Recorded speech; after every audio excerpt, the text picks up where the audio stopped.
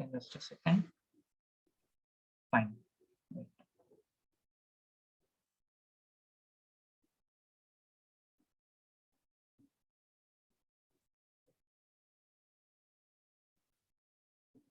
Can you see it now? Yes, sir. Yeah, okay, fine.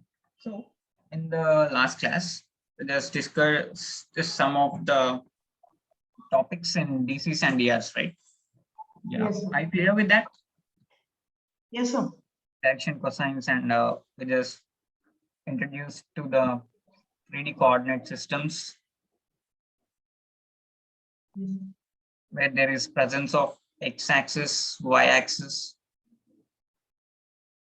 where there is a presence of x-axis, y-axis, as well as z-axis. This is x, this is y, and this is z, right? This is origin. Fine. So, yeah. If there is a line, it's kind of x comma y comma z, x1 comma y comma z. So L comma M comma N are given by DCs. So it will be like it makes alpha with x-axis, beta with y-axis, and gamma with z-axis. So then it will become cos alpha, comma cos beta, cos gamma. Okay. So this is DCs, right? So and the DRs is given by, let's say if there is a point, some DRs are given by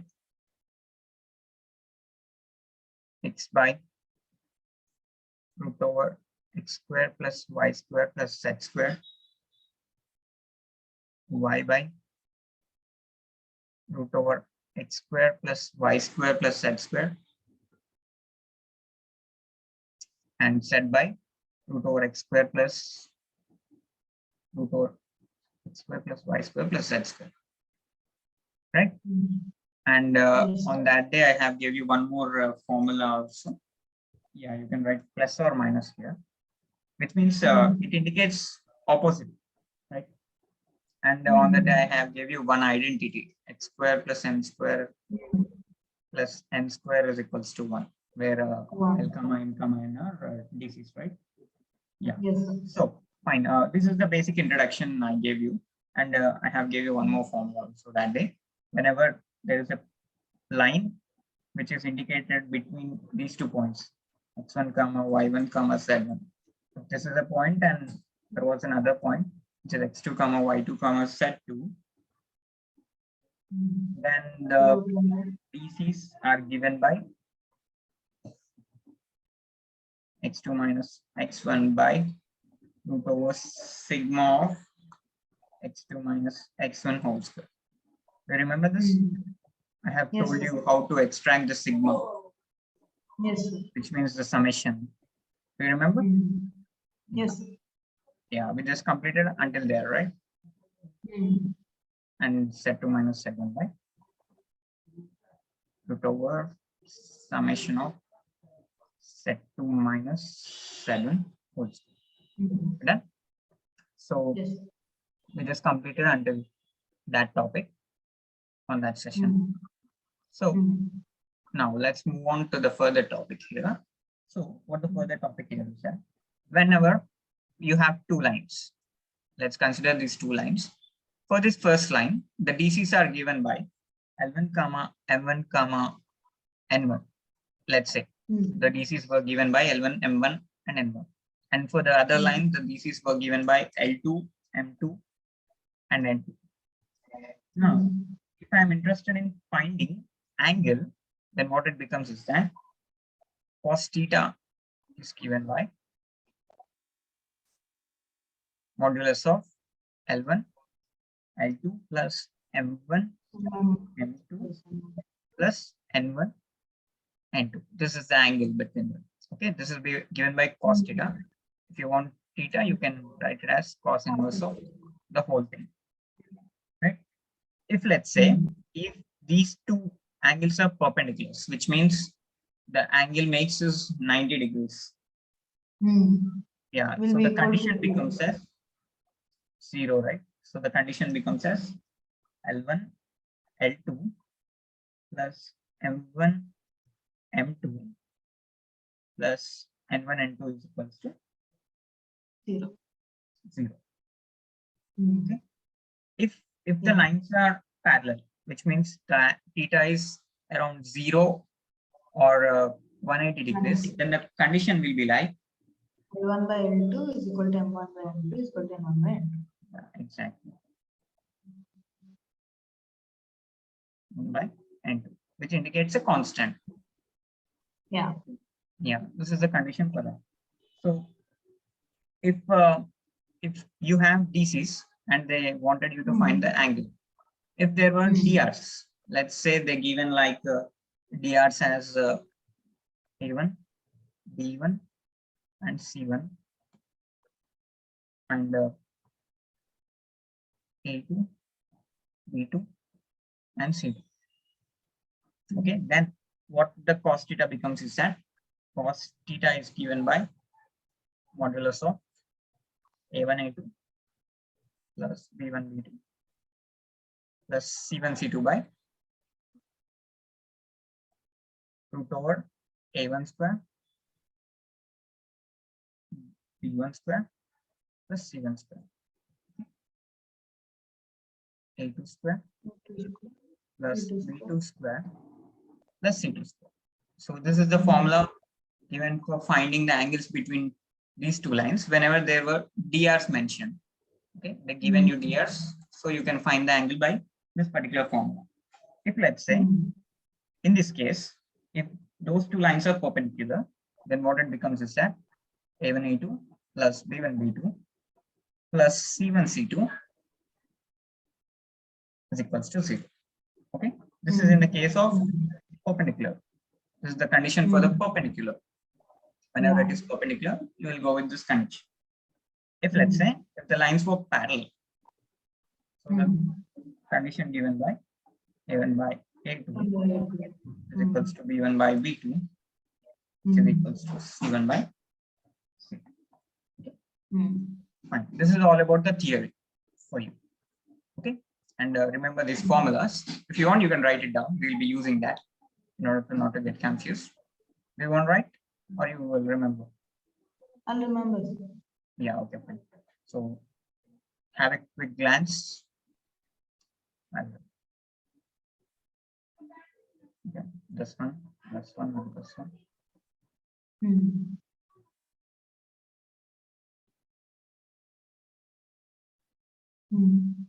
Okay, fine.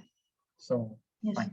We'll go solving some of the questions in the important category. So in DCs and DRs, you'll be having a long answer question. Okay. Overall, if we consider, there will be kind of 3 types of questions. That's it. Okay, but different examples. If you solve those 3 types of questions, we are done with the chapter.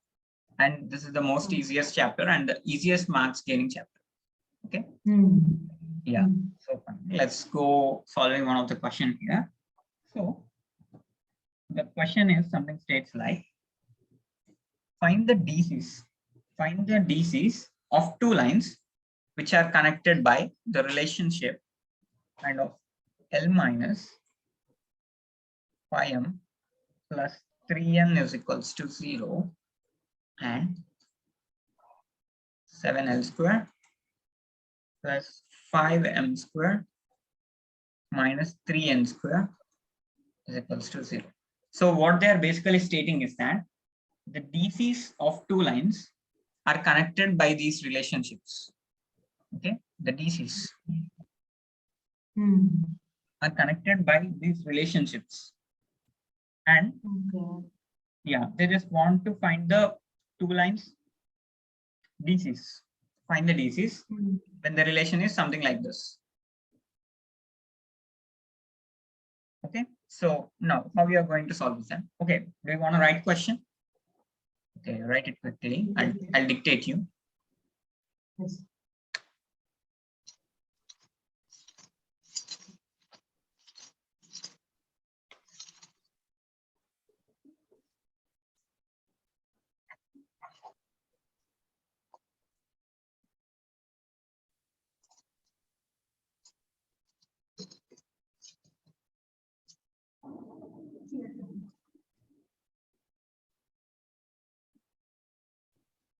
Okay, fine. I'll dictate you. Find the DCs, find the direction cosines.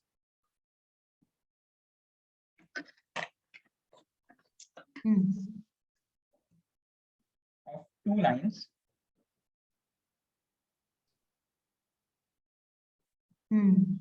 which are connected by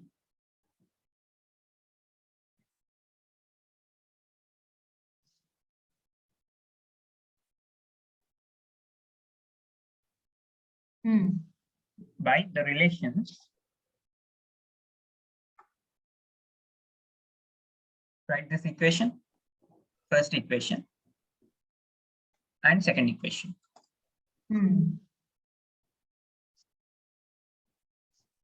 Okay.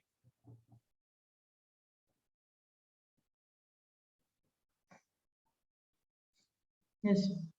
Yeah, this is all about the question. So they just wanted you to find the DCs, and there is some relation given for the two lines like L minus 5m plus 3n is equals to 0, and one more relation is given by 7l square plus 5m square minus 3n square is equals to 0. They gave you two relationships and they just wanted you to find the DCs. Okay, fine. How we are going to solve is that, so see here. So it's a combination of L, M and N, and it's also a combination of L, M and N. So fine. So see here now, I'll try solving like this. So let's consider this to be as equation 1, this to be as equation number 2. I'll convert this in the form of L, which means L is equals to 5m minus 3m. I'll take this L and I'll substitute here. What basically happens here is that 7 into 5m minus 3n whole square plus 5 over 5m minus 3n. Wait, just a second. It's m masters. We are only substituting n order. Yes. It's m square minus 3n square. I extract this and I'll get the equation as this is square 7 of 25m square plus 9n square minus 30mn plus 5m square minus 3n square. If I furthermore substitute it, if I take this, and it will be like 175 m square plus 63 m square minus 210 mn plus 5m square minus 3n square, which is equals to 0. If I take this forward, I'll be ending up with the equation as 180 m square minus 210 mn plus 16 square.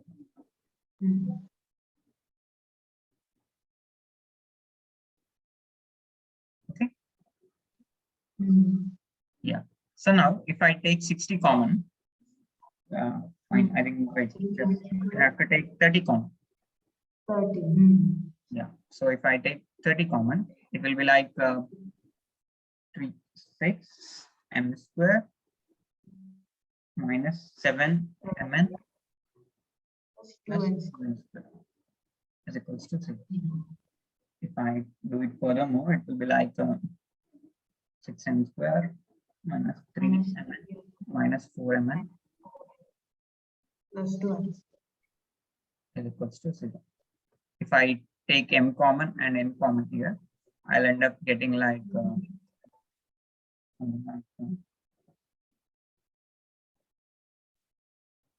okay. So it will be like 3m, 2m minus n minus 1 of 2m minus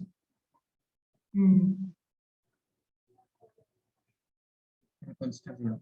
It will be like Minus 2. minus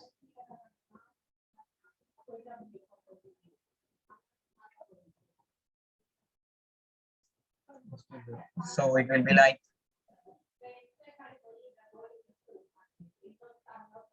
3m minus 2n is equals to 0, or 2m minus n is equals to 0. So we will get n as 3m by 2, and here n is equals to 2m. Okay, from this you will get this. Okay, Yeah.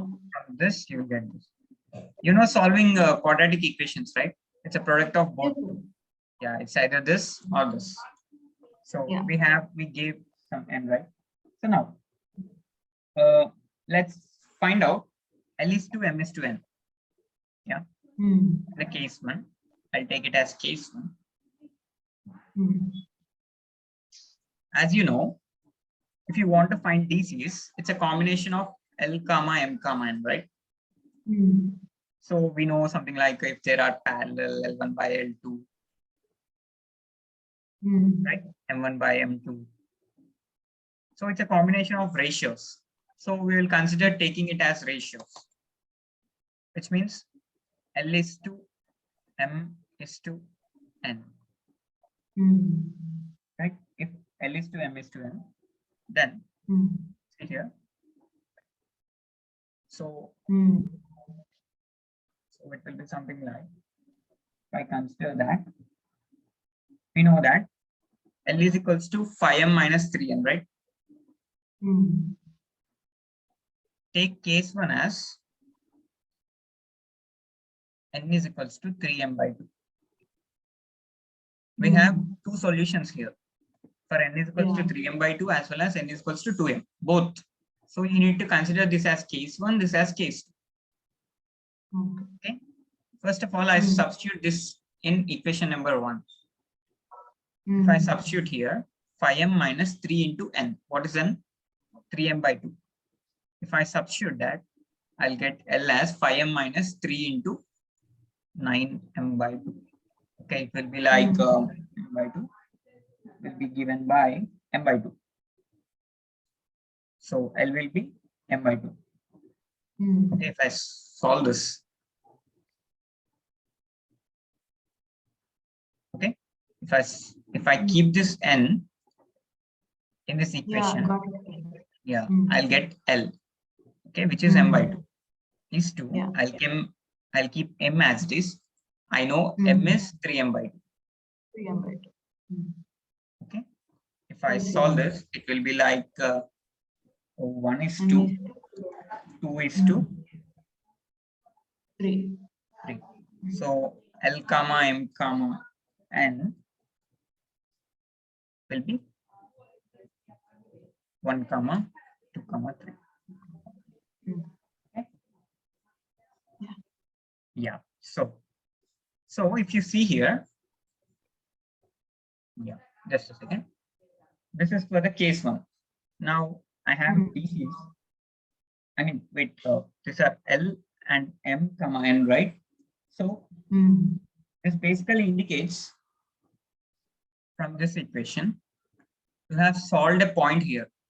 See in the straight lines, if you remember, we got L comma M comma N.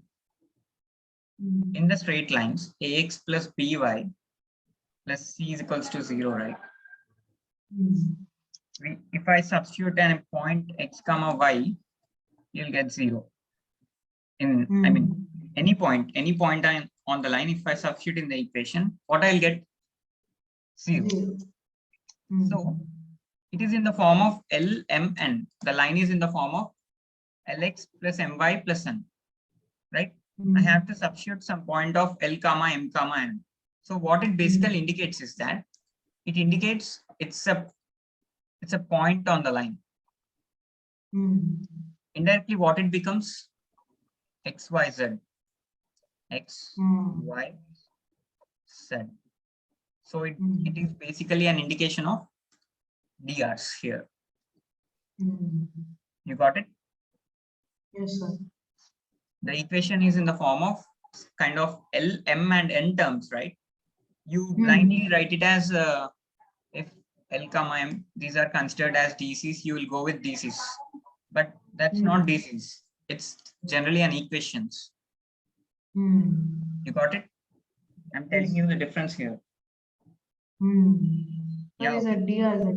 Yeah, these are DRs. The reason why it is DRs is that in the first case, how we got DRs, it's a point. If it's a point, then we got DCs by x by root over x square plus y square plus z square. Right? This is DC, whereas x comma y comma z are DRs. Got it? So that's the reason I'm telling you. Notice the biggest difference here. Okay. Yeah. So these are called as DRs. So we have the DRs now. Now we will find the DCs. So the DCs will be given by 1 by root 15. Yeah, 1 by root 15. Right. 14, 10. It's 14. 14. 14. 1 by root 14. 2 by root 14. 3 by 14. Okay. Let's consider these to be as, okay, fine. I'll say you that later. And now, case 2. 2m. Now from case 2, we have n is equals to 2m. We just got it here. Yeah. So I'm going to substitute in that. It will be like from equation 1. I'm taking it, solving in the equation 1. Yeah. Yeah. I mean, just a second. Yeah. From equation 1, if I get 2m, if you substitute here, which gives 5m minus 2 into 3, 6 minus m. Okay. So the DRs will be like L is to m is to n. It will be given by minus m is to m is to 2m. Yeah. Okay. Like minus 1 is to 1 is to 2. These are the DRs.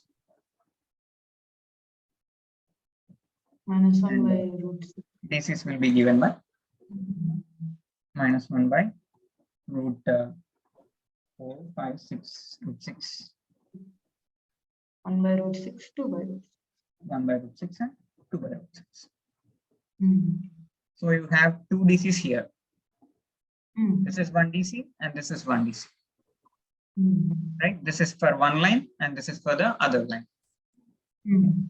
Yeah, that's it. We found the DCs.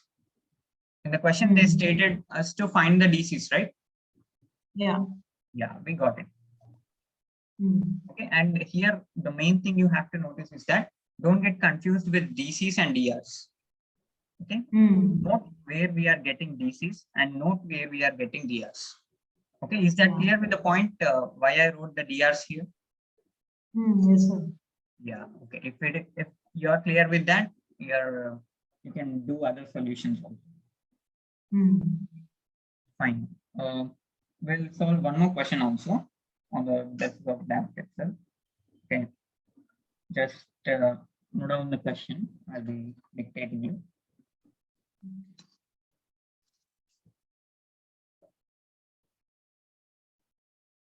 So the question is like, find the angle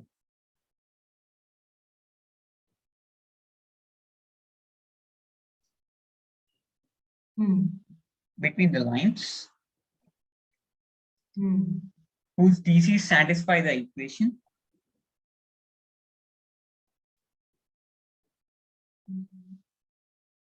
L plus m plus n is equals to 0 and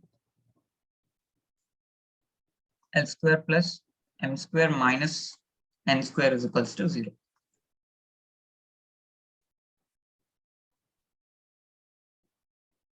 Okay. Okay. Find the angle between the lines whose DCs satisfy the equations L plus m plus n is equals to 0 as well as L square plus m square minus n square is equals to 0. So they gave you to both conditions, and they are telling you that the DCs of those lines will satisfy this equation. The meaning satisfy means if they substitute in that, you'll get the answer as 0. Okay, that's the basic indication of satisfaction. Fine. So let's solve it now. So once again, consider this to be as equation number 1, and consider this to be as equation number 2. Now, from equation 1 itself, I'm taking L out, which will be minus m minus n, and I'm substituting in equation 2. So it will be given by minus m minus n whole square plus m square minus n square. Okay, I'm skipping the part of this solving. You can do it, right? Yes, sir. Yeah, so it will be like, if I solve this whole equation, I'll end up getting like 2m square plus 2mn is equals to 0. So if I take m common, it will be like 2m common, will be like m plus n is equals to 0.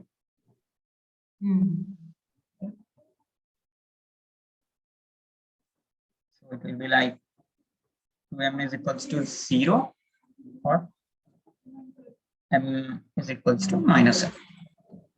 So I'll take case 1 and case 2. This is for the case 1 and this is for the case 2. So I'll get like, in the case 1, m is equals to 0. I'll put it in the equation number 1, which will be like L is equals to minus n. Okay. So the L is to M is to N gonna look like Minus n is to 0. We know M is equals to 0.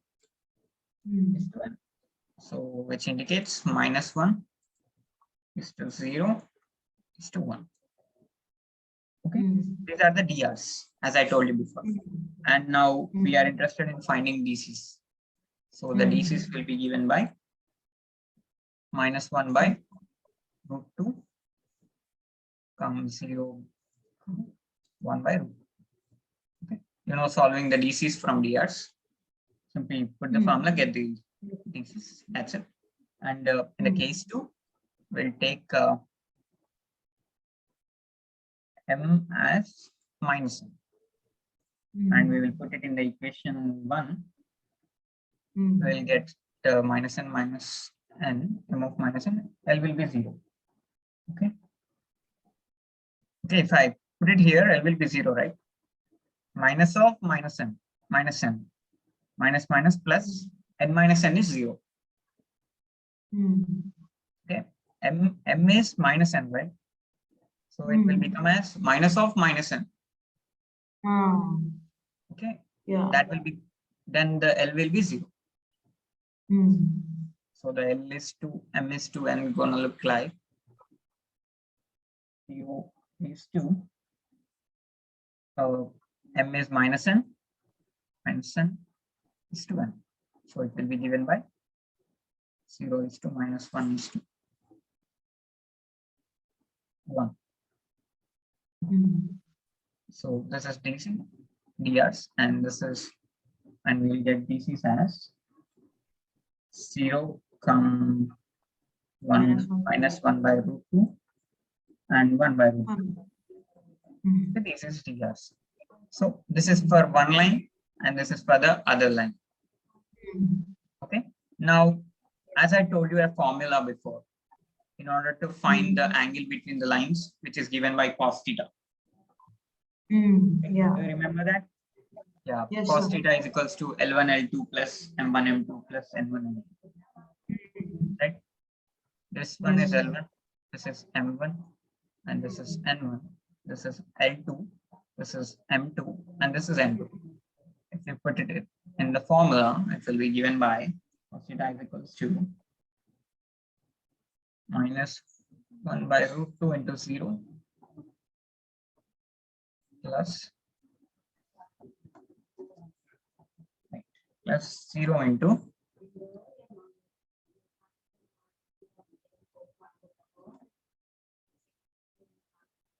minus 1 by root 2 plus 1 by root 2 into 1 by cos theta is 60. yes 1 by 2, which is equals to 6 cos inverse of 1 by 2. Okay. Fine. Yeah. Yes, sir. So this is how you find the theta. Clear with this part? Yes. Yeah. So fine. And you'll be having one more type of question in this, which is kind of important. You will get it in your exams. There is a chance of getting it. Okay. So note down the question. I'll tell you the question. Yeah. Note it down.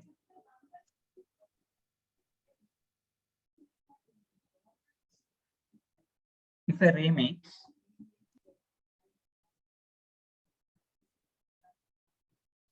the angles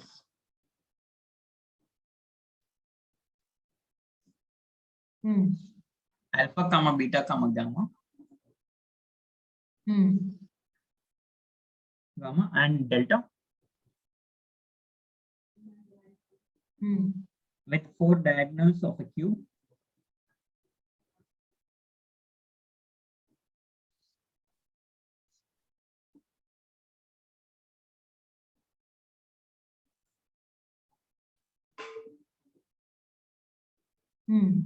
then find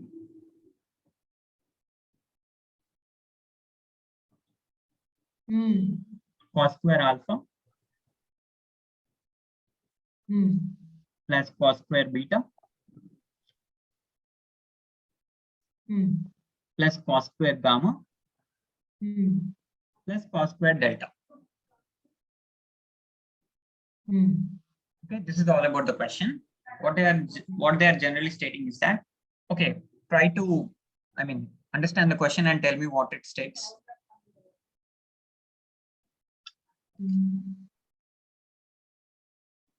We have a ray which makes alpha, beta, gamma, and delta angles with 4 diagonals of the cuboid. Yeah, exactly. So they want you to find cos square alpha, cos square beta, cos square gamma, and cos square delta. So they want you to find that what the value gonna be. Okay, fine. So first of all, before doing that, first of all, you need to find cos alpha, cos beta, cos gamma, and cos delta, right? Yeah. So let's say if I draw a cube, let me draw the axis first.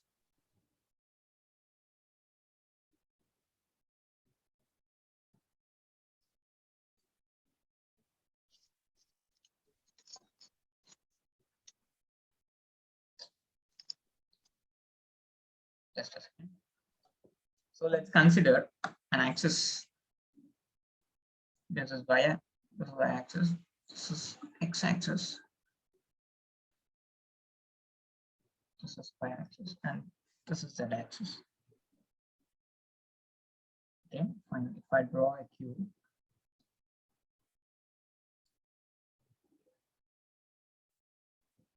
it's gonna look something like this. Just a second, I'll finish this. So you have a cube here. Okay, does it look like a cube? Yes, it is. Yeah. Yeah, fine. So see here. So I'm going to mention some names for that. So it will be given by whatever C, E, okay, A, and D, B, O, G, and C. Okay, fine. So the coordinates gonna given by. So okay, in order to not to get confused, make this as y-axis and z-axis. Okay. Take this plane as underlying plane, because the reason I wrote ABCD, right? So it will confuse you. So that's the reason I changed the planes. Okay, fine. So see, right now I'm gonna write the coordinates for that. So the Okay. And one more condition. Take side of a cube as A. Okay. If this is origin, the origin gonna represented by 0, 0, 0, right? Yeah. Yeah.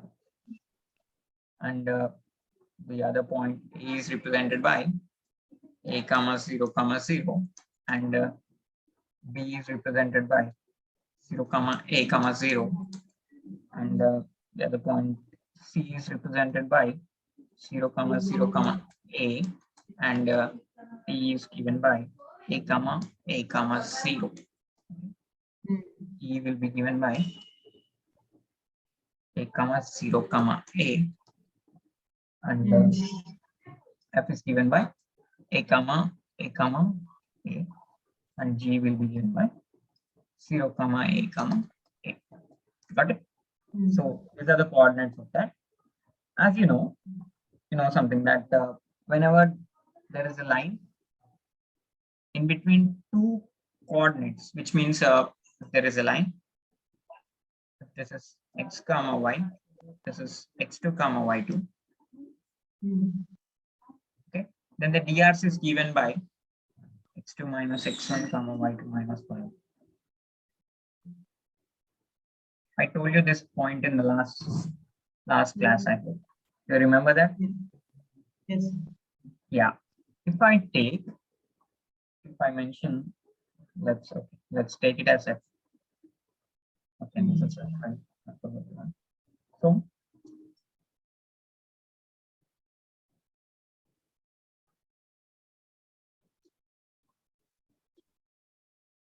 let's hold on.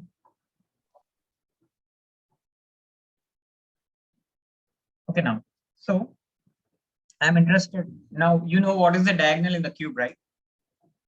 Yes, sir. Yeah. Tell me what are the diagonals in the cube? OF, Yes. GA, Okay. CD, Yeah. and EB. Yeah. Okay. Fine. It will be like OF, AG, BE, as well as CD. Okay. These are the four diagonals. Now I'm interested in finding DRs. Okay. For each set of diagonal. So OF will be given by A, this. A, A. Yeah. So it will be A, A, A for OF. And for AG it will be minus A, A,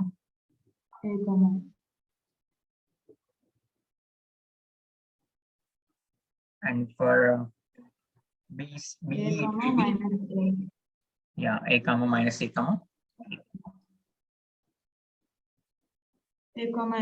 minus A. yeah, A, minus. Okay. So this is for CD. Yeah? So we just got to know something, right? So let's consider we are having a ray. Let's consider we are having a ray. That is what the ray we will assume. We are having a ray which is having thesis A, B, C. Yeah. Okay. Wait, I think we will get one more L here. So wait just a second. I'll take it as a L, M, and N. Okay. Why? Because you will get confused. There is A all over here. Okay. So I'll take it as L, M, N. These are DRs. Okay. Don't get confused. Just for notation purpose, I took it. So we have DCs for this. Sorry, DRs for this. Now I know these points. This ray is making alpha with x-axis, beta with y-axis. Sorry, not alpha, beta, and gamma. Alpha with diagonal OF. That's the question they gave you, right? Yeah. Beta with AG and gamma with BE as well as delta with CD. Okay. Now I'm interested. This is dr, right? This is dr, and this is also drs, right? So when there is two drs, I know how to find the angle between them. Yeah. Yeah, you know it, right?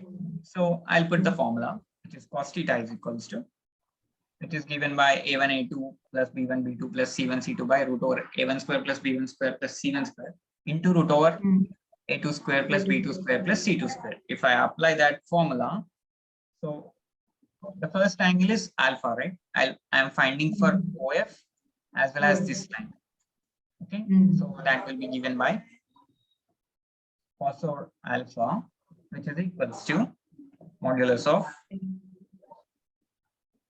okay, that is what is OF here. Okay, a comma a comma a, right? So it will be like a into L plus m a into m plus a into m modulus divided by root over a square plus a square plus a square, which is equals to 3a square into L square plus m square plus m square. Okay. Okay. Consider this as cos alpha, and if I do for now, let's square here. Okay. This will be like this total term becomes as like this. Instead of doing that, we'll keep it as this. A of L plus M plus N. Okay. If I square it, it will become like a square plus root over L square plus M square, right? If I square it, it will be remained as 3a square divided by 3, L square plus M square plus N square. Okay. A square gets cancelled. Yeah. So this is cos square alpha. Okay. And yeah, keep it that way. And now cos square beta, which means for AG as well as this line. If I do the whole calculation, I'll end up getting like cos alpha a into L minus, okay, here it is minus, so then it will be subtracted. So wait, I write directly, I don't do that calculation. Do you want me to do that? The whole Fine. right, that's okay, fine.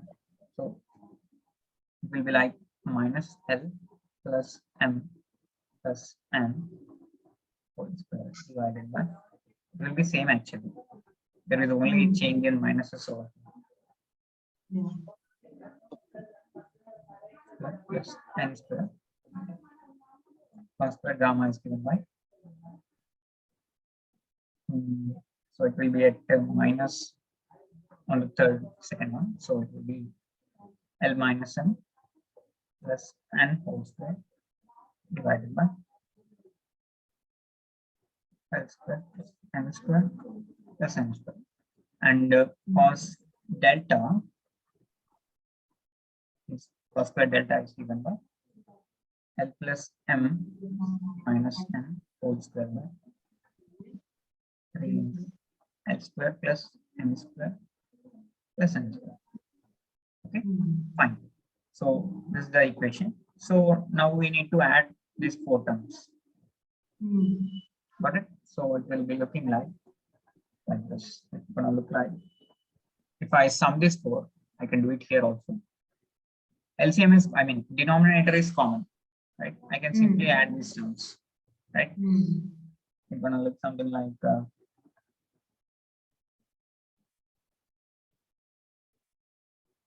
it shall be L square M square N plus cos square beta. Okay, fine. So it will be like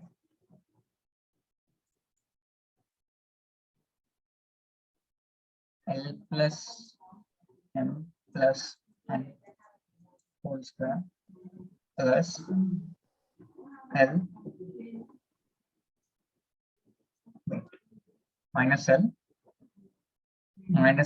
plus M plus N whole square plus L minus M plus N whole square plus L plus M plus minus M whole square. If I do this, if I completely do this, I'll get something like this term here, minus, minus, minus. So it will be C here. It is A plus B plus C whole square, right? If I do the whole thing here, how it's gonna look like is that it will be kind of a combination of L square plus M square C here. What happens here is that if I extract this all terms, it's gonna look like L square plus M square plus N square plus what is A plus B plus C whole square? The formula. A plus B whole square into. No. A plus B plus C. I'm adding another term. A square plus B square plus C square plus 2AB plus 2BC plus 2C. Yeah, here there will be LM, MN, and NL. Okay, 2 times. Here you will be getting 2 minus LM plus MN minus and minus N into L. Okay, so if I compare this, the whole 4 parts, everything gets cancelled. Yeah. Right? I'm not extracting it. Okay. Yeah. So everything gets cancelled. You're gonna end up like for this term. For this term, you will be having. Wait, I'll write the denominator also.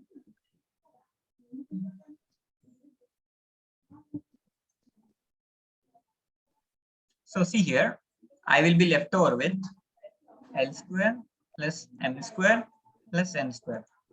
It happens with the 4. 1, 2, 3, and 4. Okay, I can simply write it as multiplied by 4. See here, what I'm basically doing is that I extracted this. I'll get like L square plus M square plus N square minus, sorry, plus 2 LM plus 2 MN plus 2 NL. If I do with this, L square plus M square plus N square minus 2 LM plus 2 MN minus 2 NL. What basically happens here is that this term get cancelled. I mean, not in this case. Yeah. This term get cancelled. This term get cancelled. In the same way, if I do it for the 4, all these LM, MN, these terms get cancelled. Right? What you will be left over with? L plus M square plus N square. In every case, you will be left over with L square plus M square plus N square. Got it? Are you getting me? Yeah. Yes. Any doubt in that? Yeah. No, so, okay. Yeah. How many terms were there? First term, second term, third term, fourth term. So that's the reason I wrote the 4. Yeah. By 4 by 3. L square plus M square plus N square. So that will be 4 by 3. clear now? This is all about it. Fine? Yes, sir. Yeah. Any doubts? No, sir, clear. So these were the questions you will get in that. And one more question also I'll say. Yeah, you take it as a homework. It is quite similar to that. Okay, fine. Take down one more question.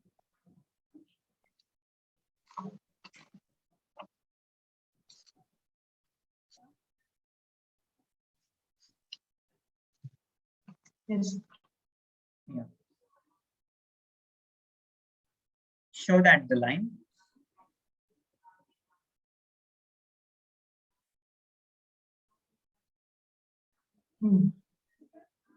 yeah. Show that the lines whose direction cosines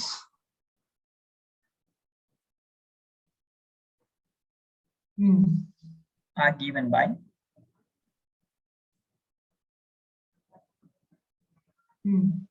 L plus M plus N is equals to 0,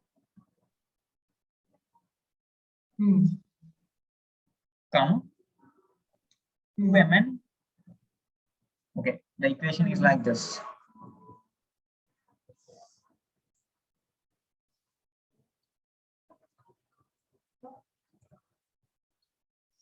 Equals to 0. The first equation is L plus M plus N is equals to 0. R, AR, perpendicular to each other. Perpendicular to each other. Okay. So what the question states is that show that the lines whose direction cosines are given by L plus M plus N is equals to 0, comma, 2Mn plus 3NL minus 5LM is equals to 0 are perpendicular to each other. Okay. So what they are stating is that you just have to prove them those two lines are perpendicular. Yeah, you have a condition, right? L1 Yeah, L1 plus L2.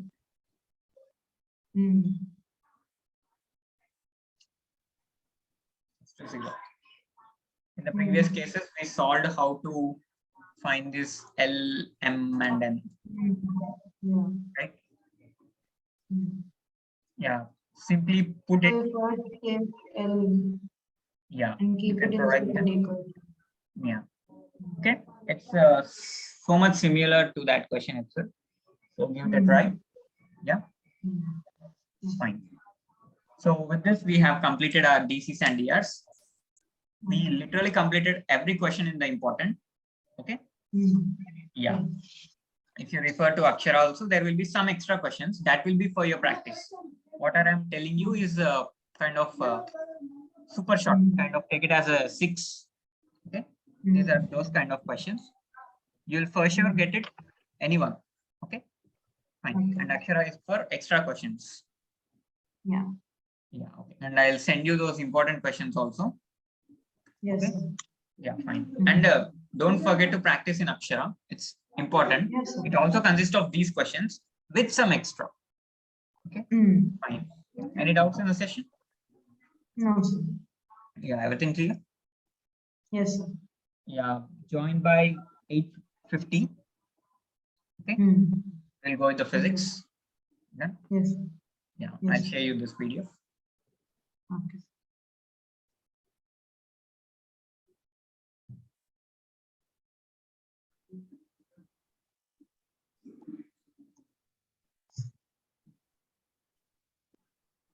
Okay. Now, so wait.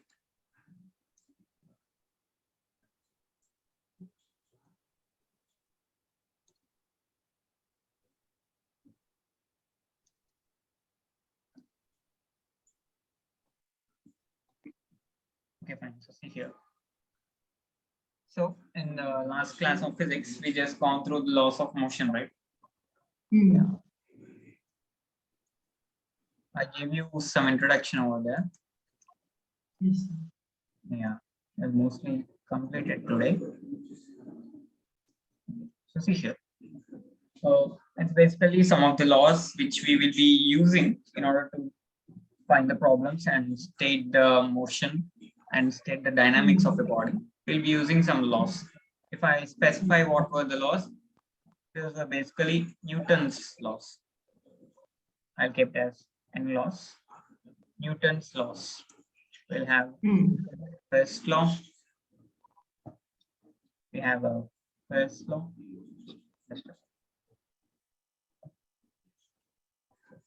We have first law. So we have Newton's laws, which is first law. Second law.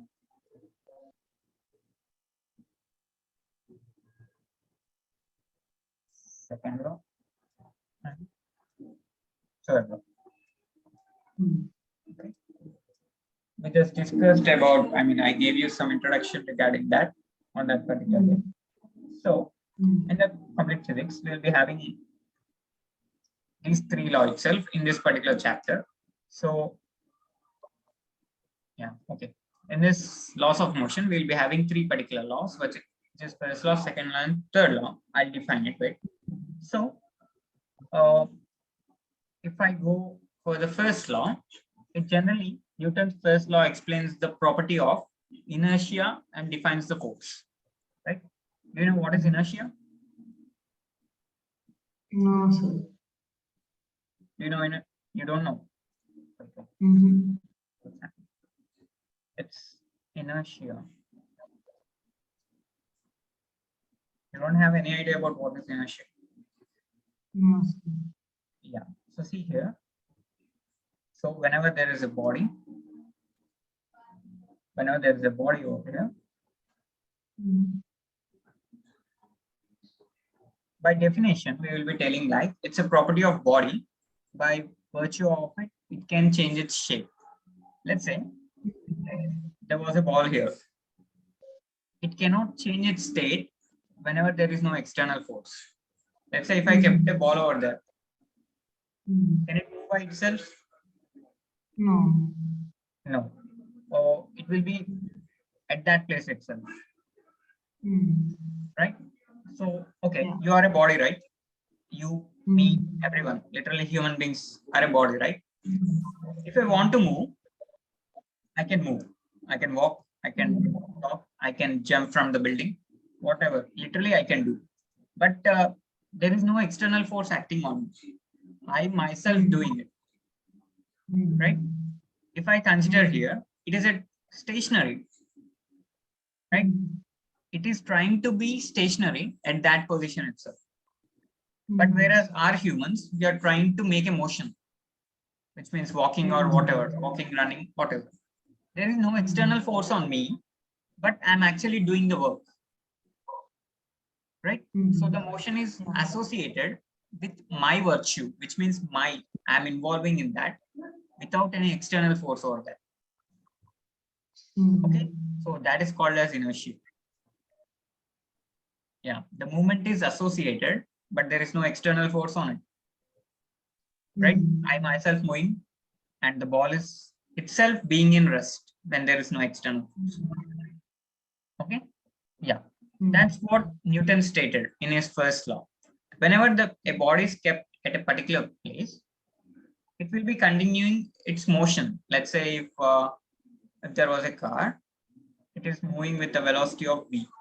There is no external force acting on it. It will continuously go until infinity with the same speed v. Whenever you check the velocity, it will be v itself. Okay, why? Because there is no external force acting on it. If I give an external force, force is a combination of mass and acceleration, which means I am accelerating the body. So here it will become as v dash. So there is a change. Okay, whenever there is no external force, it never gonna have a change. Okay, so according to this, the Newton stated the first law, which means a body continues to be at rest. There is no external force. A body continues to be in the motion whenever there is no external force. And let's say if there was something here, it is moving in v here. Yeah. If I pushed it with a force F, in the beginning, it is moving in the x direction. When I give a force F here, it is changing its direction from this way to kind of, it will be like this. Okay. Which means the direction is getting changed when I give a force of in the random direction. If I don't give this force, it will be going in the straight way, right? Okay, these are the three properties of the inertia itself. This is associated with rest. This is associated with the motion. This is with the direction. Are you clear with my point? Yes, sir. Yeah, fine. So let's move to the second law. What second law basically states is that second law states that it gives the quantitative definition of force and defines the unit force, right? It defines force. How? In the product of mass and velocity. So what they basically gave is that it's change of momentum. Please indication of momentum. Okay. Yeah. So we know momentum is something given by m into v. So it's a delta over mv, right? Yeah, mv. A mass can't change. Literally, when there is a body, okay, if you are standing at your hall, you have moved to your balcony. Does your mass change? No. No, it doesn't. So it makes no sense to keep delta over here. So it will be like m into delta v. Okay, what is change in velocity is basically given by its acceleration, right? So this is what Newton's second law derives. So mass, I mean the force, is associated with the change of momentum. Okay, when there is a change in momentum, there is an external force acting on it. Or else when you give a force to some body or something, whatever it is, there will be a change in momentum over there. Okay, that's what the second law states. And for the third law, what it states is that for every action, there is opposite and equivalent reaction. Okay, for every action, there is opposite and equivalent reaction. Okay, if I give F, I'll get F. If I push a body with force F, then that body also pushes me with the same force in the backward, in the opposite direction. That is what called as third law. So do you know what is impulse? No. Yeah. So there is one more force called as impulsive force.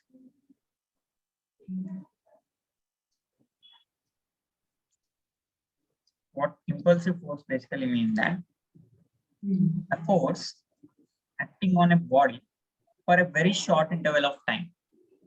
Very short interval of time.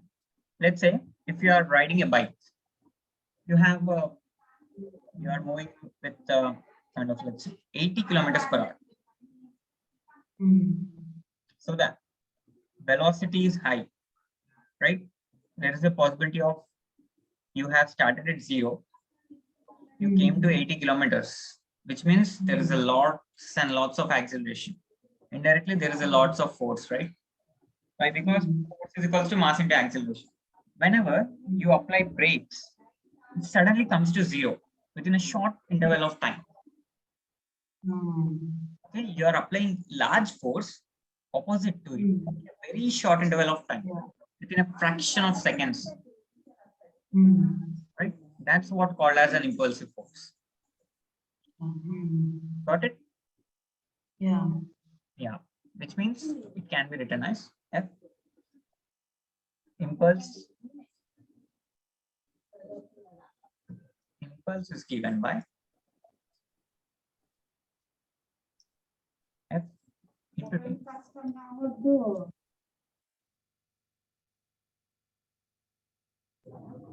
F into T. Okay? Which you can also write it as M over V minus M over U. So it's a change force. Okay? Okay. Why? Because if you see the example here, first of all, there is 80 kilometers per hour. Later, you will be ending up at 0 when you apply the brakes. So that's the reason we can use this formula. Got it? Yeah. So there will be, I'll try to explain you how the mass gonna change. Let's say there was a lift. You know what is a lift? I mean, the elevator. You know, lift, right? Will goes up and down in order to avoid the stairs. Yeah. So see here, whenever you are on the lift, if you are moving upward, then you can feel something, your weight has been increased. Can you feel that? Yes, sir. Yeah. So when you go upward, you feel, I mean, let's say you are mass. If it is at stationary, there is no moving upward or moving downward. You are at stationary. Nothing is happening around you and your lift is at stationary. So you can feel the weight of M for that. So literally the acceleration is 0 here. Why? Because it is at rest. Yeah. In the second case, in the same lift is going with an acceleration of something. Let's consider it to be as k in the top direction, which means it is accelerating top. So you can feel some more heavy weight on you. Okay, it's not, when I ask you the mass, you have to say M. But when I ask you for the weight, do you know what is the difference between weight and mass? No, right? So mass is the total substance, which means if I measure, let's say you go to hospital, you will measure your weight. They don't tell you mass. They will measure your weight, which means it's an including gravity. Okay? Weight is including gravity, whereas mass is the amount of substance in your body, which means you have to subtract any external force on it. Okay, that's the basic difference between what is mass and what is weight. Okay, clear with that? Yeah. So see here, your mass is constant. Here, your weight will be like m into g, because only gravity is working on it, right? Whereas here, you can feel the extra weight. So you are moving upward with an acceleration of a, you are having weight heavier than mg. So why this happens is that if you resolve this, it will be mg this way. There is no force acting on you, but there is something called as pseudo force, as I told you before. Yes. Right? You consider it as pseudo force, and that will be managed by force external A. Okay, you are feeling something. If this is moving top with an A, see here, mg is downward. This is constant, right? Yeah, it is moving with A.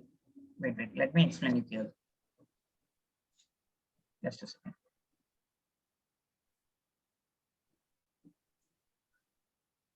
Do you know what is normal force? Yes. You know it, right? Whenever there is an object on a ground,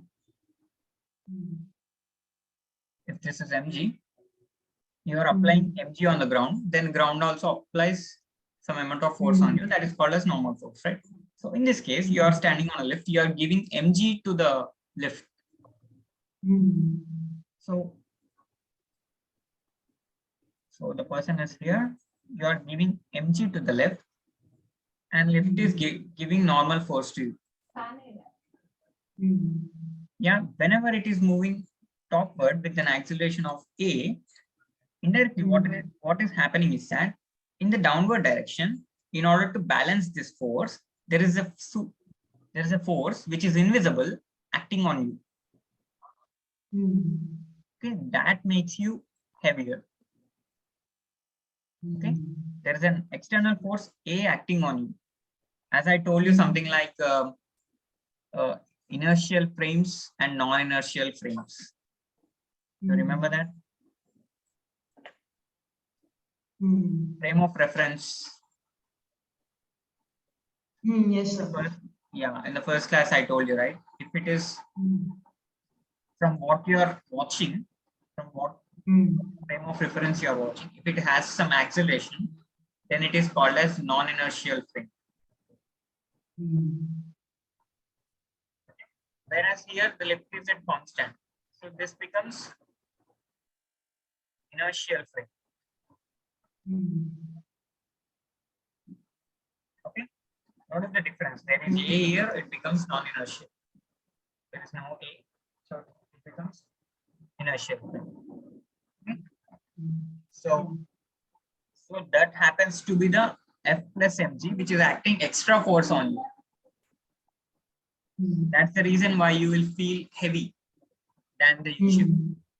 So whereas in the second case, you'll be having a lift here. Lift is moving down. How you feel now? Weight is gone. Yeah, you'll get lightweighted, right? Yeah. Basically, you have mg, you have normal. In order to balance this acceleration, you will be having applying force on the other side, which is that. Yeah, in order to balance that. So that's the reason. In the previous case, you will be having mg plus f in the downward, whereas here only mg, f is acting upward. That's what makes you lighter. Okay, that is the basic difference in the lift. Why do you feel like heavier and less heavier? Okay. So now let's see. Do you know what is Atwood mission? Atwood mission.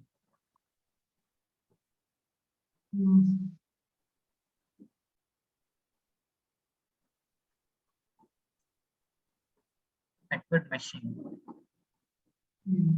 Police. Do you know what is pulley? Sir, your voice isn't clear, sir. Right now, is it okay? No, sir. What happened? Is it clear now? Is it clear now? No. Yes, sir. Yeah. Okay, see here. Do you know what is an Atwood machine? No, sir. Yeah. Do you know what is a pulley? Yes, sir. Yeah, you know pulley, right? The combination of masses as well as pulley is considered as Atwood machine. Are you there? What happened? Can't see. I think the network issue, sir. Just a second. Yeah, I thought you got disconnected. Okay, fine. So, okay, let's see here. You can watch my screen, right? Yes, sir. Yeah, and I'm audible too. Yes, sir. Yeah, okay, fine. I'll continue. So see here. If there is a mountain pulley over here, it is at constant. There is a mass M M1, and there is another mass over here, which is M2. Okay, this is a pulley. This is a string, inextensible string, which means it don't get extended when you apply heavy weights on that. Okay, it will be constant. Okay,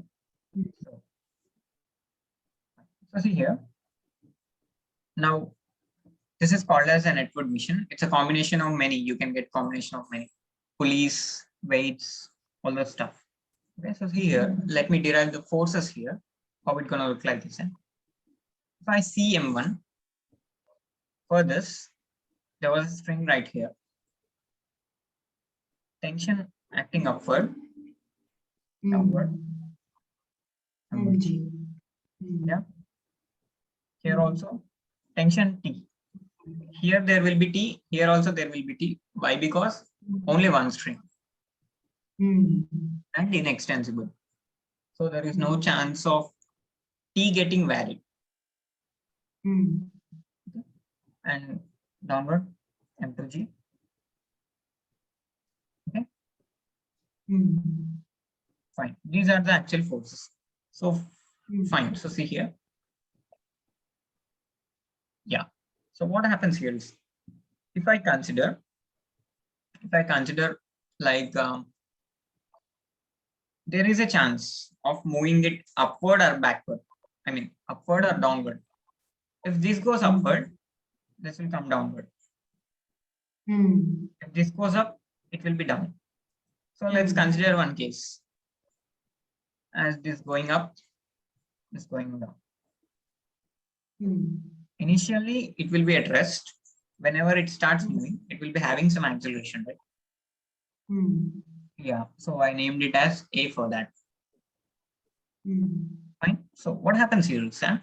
If you see it closely, if I resolve the vectors, it's going to look something like, for this particular block, it will be like, it is going top right. It's an indication of T is higher. Yeah. Whenever, let's say, there was a box here. If I apply 5 newtons in this direction and 2 newtons in this direction, which direction it will move? Right side. Right side. So that's the reason, right? At what acceleration? Let's say it is 3 kg. With how much acceleration? 15. No, it's not 15. 5 minus 5 by 3. is equals to 3 into A. 3 is equal to 3. Is equals to 1 meter per second.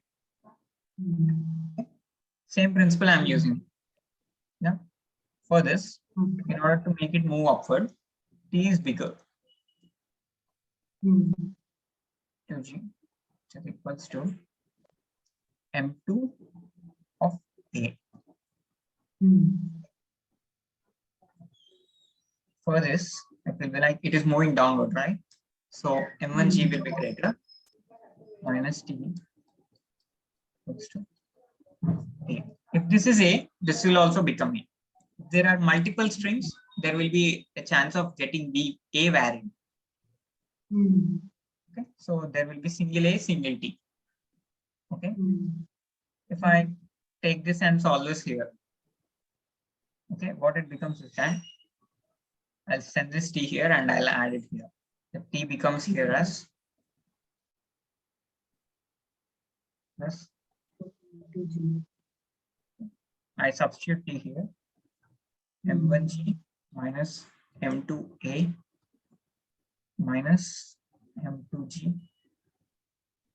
is equals to M1A. I'll take A terms aside and G terms aside. M1G minus M2G equals to plus M2A. So if I write it, if I continue it here, it will be like M1G by M1 plus M2, which is acceleration. Yeah. Got it? If I take this A and if I substitute in any equation, I'll get T.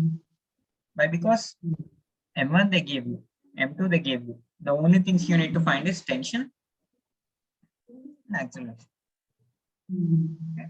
This is when they ask you to find how kind of, let's say you have a problem to find acceleration in this Edward machine. So this is the approach you need to do. Okay.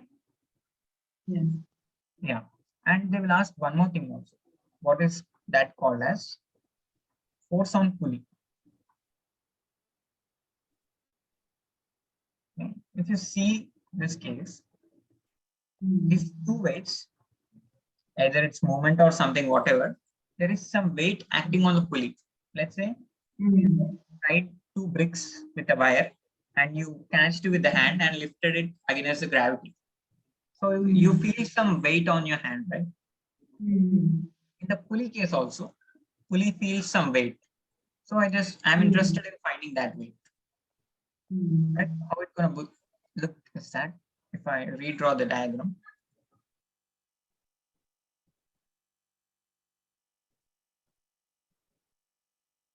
We have a string here. At everywhere, string has a tension T. Right? In order to balance this force, there will be a force acting upward.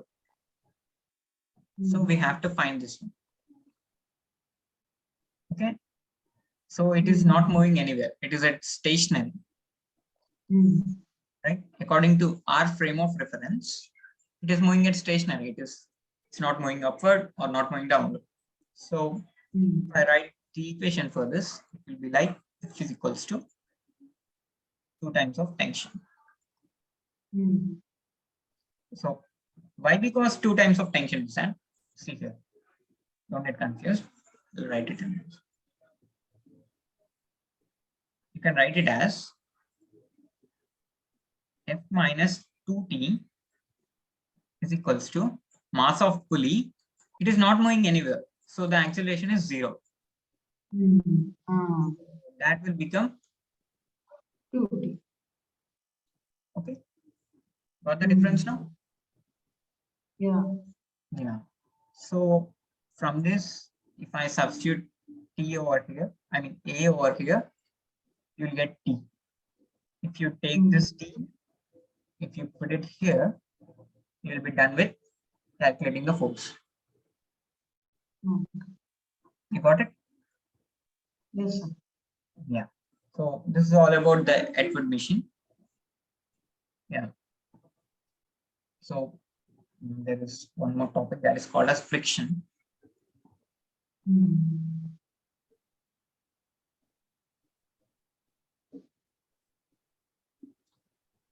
There was a block M.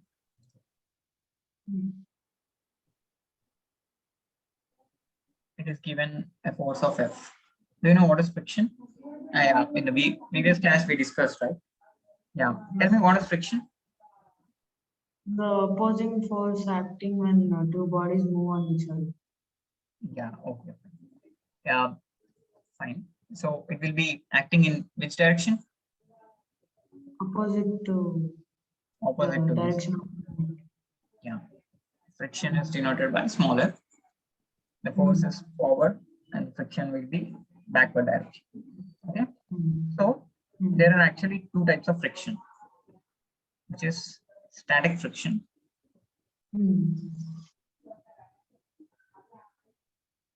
and second one is kinetic friction. Okay. So if you continue the static friction, what it basically indicates is that whenever there is a slope here, I kept an object here. It's not moving. It's stationary over there. If you see the forces on that, we'll be having mg downward. If this is theta, this becomes as mg sine theta. Okay.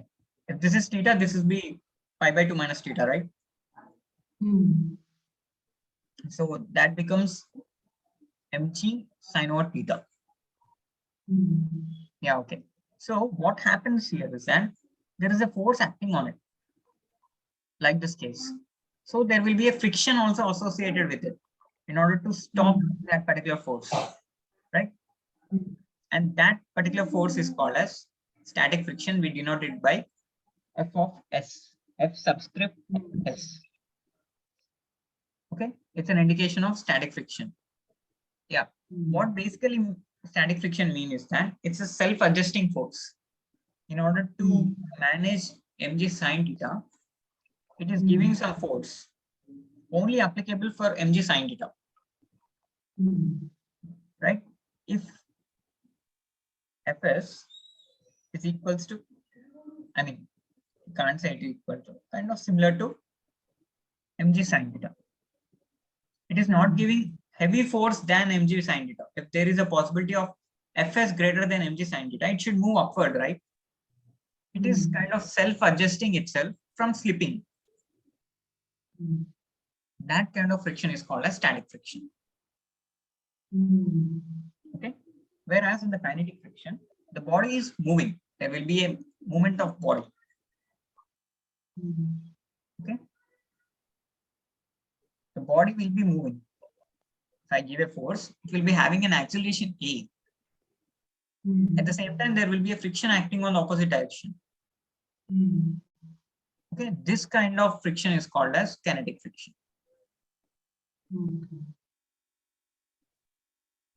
Okay, let's say, let's consider one example. You have thrown a ball. After some time, it will go to rest.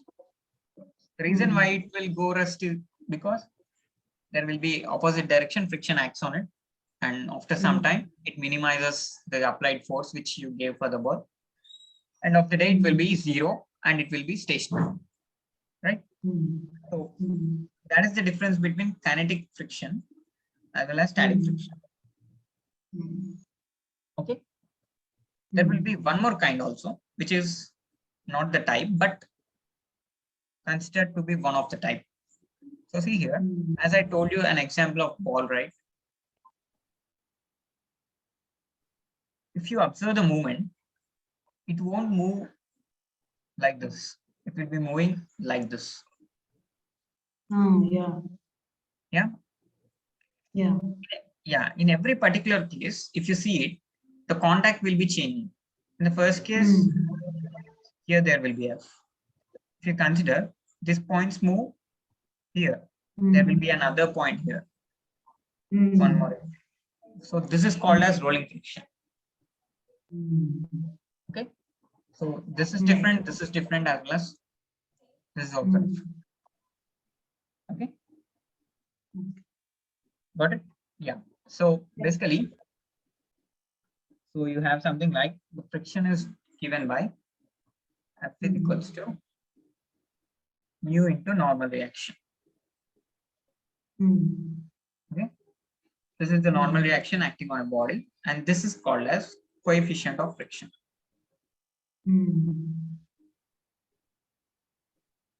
Coefficient of friction.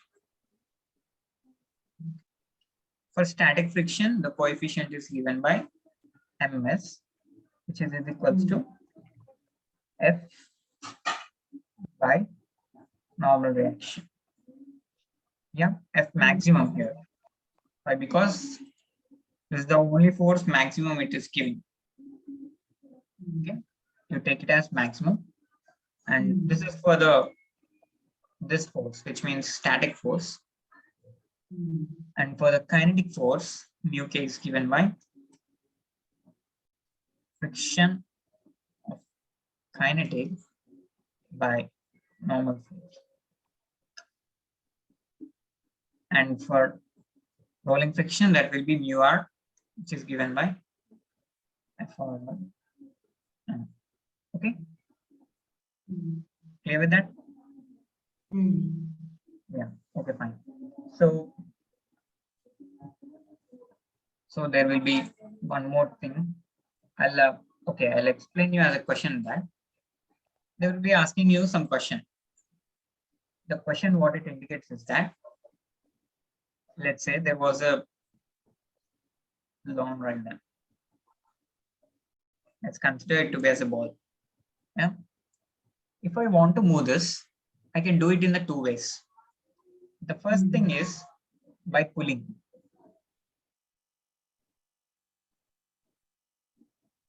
Second thing is by pushing.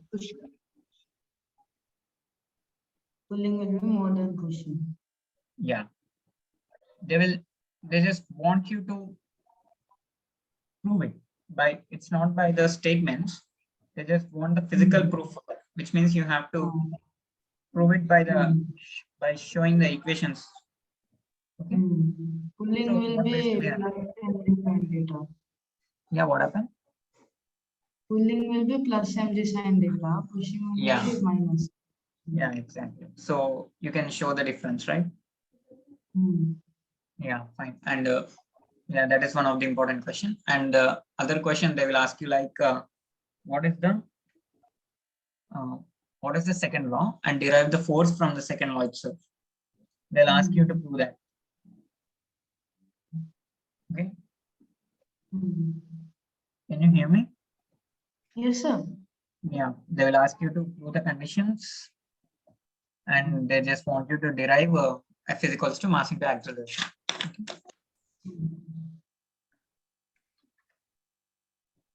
Yeah. And just a second. The important questions. Laws of motion you will be having. Yeah, the questions will be asked like advantages and disadvantages of friction. How to reduce friction. Yeah, how to decrease the friction.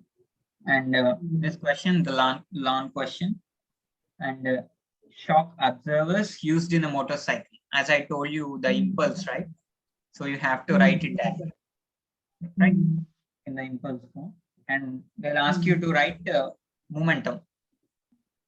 Define momentum, impulse. Okay, they'll ask you to write these two terms. They want you to define momentum, and they will ask you to define impulse. Okay, and one more question is like laws of rolling. Okay, laws of rolling friction. And one more thing is terms of friction, which I told you before, static, kinetic, all those stuff regarding friction. Okay, if you read those questions in the book, it will be done. Okay, and see here, the reason why I explained you the Edward mission is that there is a chance of for you getting asked a question on this. There will be problems, for sure there will be problems. And they will ask you to solve, they will give you some quantities associated with this.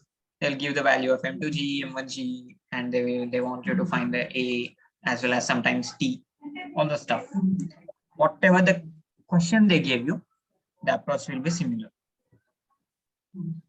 Okay, did you really understand the approach? Do you want me to explain this? Because this is important. Whenever the question comes to you, you have to be able to do this. Okay, any doubt with that, you can ask me right away. Everything clear? Yes. Yeah, and never forget to write this. Never forget to write this in the proper way. Okay, this equation and this equation. Don't get confused. Which one is larger? In order to make it move upward, the T should be greater, right? Yeah. Yeah. M2G is less than T. Yeah. Remember these points. And one more thing. See here. Let's say they just wanted to find T as well as A. You have two variables to find, right? So then you need two equations. Okay. If they wanted you to find three variables, which means there is another quantity M1. So you have to write three equations. How many number of variables? That number of equations should be present. Okay. This is for your making your problem easier. Yeah. Okay. Try the problems which they gave you they will be giving in Narayana and Sri Chaitanya. Okay. I'll send you those important questions also after this class. Yeah. Try those. Literally any doubt you can ask me. Yes. Yeah. And they will be using very small formulas, kind of what is impulse and F is equals to MA, delta P, all those stuff. And this, and yeah, one more thing. See here. Do you know how to resolve this vector whenever there is a body in this such way? Are you sure? Do you want me to go through that too? Go through it once. Yeah, okay, fine. I'll tell you that also. There is a possibility you can get that. So, let's say this is called as an inclined plane. This is theta. There was a mass M on the top. Okay. If I observe the forces, there is G downward, which I can take it as mg. So, whenever you are resolving with this, be careful. You know, this is theta. If I drop a perpendicular, it looks something like a right angle triangle, right? Right? This angle becomes as pi by 2 minus theta. If, let's say, for this surface, if I draw the normal, it looks like this. Okay? This is 90 degrees because it is a normal to the surface. Yeah. Yeah. If this is pi by 2 minus theta, then what this becomes? This becomes theta. Yeah. Got it? Never ever mess Yes. up with this angles, okay? It will be really clumsy, but try to make sure it is correct. Okay, so and if this is theta, this will become, yeah, this is a 90 degrees, right? This is 90 degrees. This one, this is 90 degrees, this is 90 degrees. This will be theta, this will be pi by 2 minus theta. Okay, fine. Let's say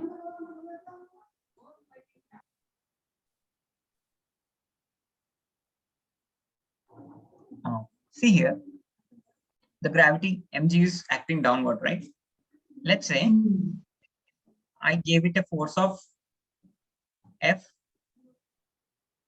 in the upward direction, and if I gave F also, it is moving with an acceleration A in the downward direction. Yeah. If I want to analyze the body dynamics, how it's going to look like is that you have to do one thing. Either you resolve it according to this plane or this plane. Okay. Either this or this. This is respective this surface. It's better to go with like this because it avoids the confusion. Got it? So see here. Yeah. So what it's gonna look like is that basically I'll tell you. So if I consider mass m in this direction, it will be mg sine theta.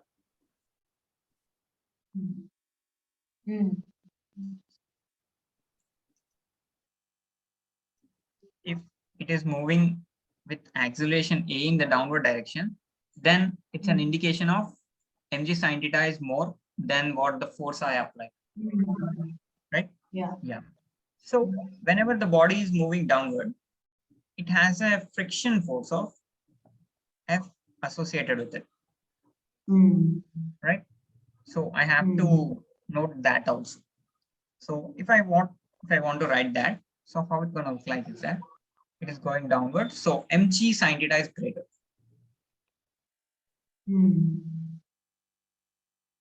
Theta minus, in the opposite direction, there is force F as well as friction. So it will be a combination of F plus, which is equals to mass into acceleration. This is the first equation. Okay. And the other equation can be get by, if this is mg sine theta, this becomes mg cos theta. Okay. This mg cos theta is balanced by the normal force. Right? Yeah. N is equals to n minus mg cos theta is equals to. Does it moving up or down in this direction? Down. Is it moving down? See here in this plane. Up. See here. If I rotate this, if I observe this, it is basically moving on the plane itself. Does it moving like going upward into the air? No. No. It's not possible, right? So see here clearly, it is not going upward or into the box. What is the acceleration? It's not moving. So it becomes as, see, listen to me. I think you are not clear with the point. In this particular direction, it is moving with an acceleration of A, which is indicating in this direction. In this direction, if you consider in this direction, is it moving top? Which means, is it leaving the ground? Is there a No. chance? No. No. Does it going into the wedge? No. Which means it is at the stationary in this direction. So in this Got it? direction, no movement. Yeah. So that's the reason I'm writing 0. Okay. So that becomes as n is equals to mg cos theta. Cos.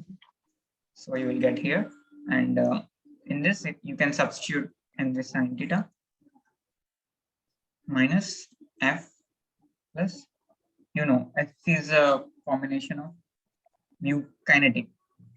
The reason why it is kinetic is that it is moving. With a normal reaction, is equals to mass into acceleration. If I substitute this n in this equation, I'll get the A. Okay. Got it?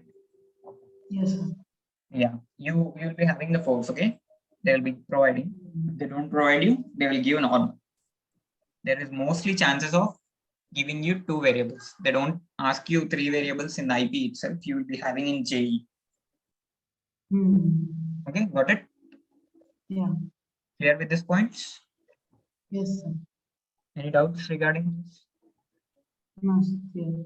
Yeah, everything is clear, right? Mm. Yeah. Try solving the problems.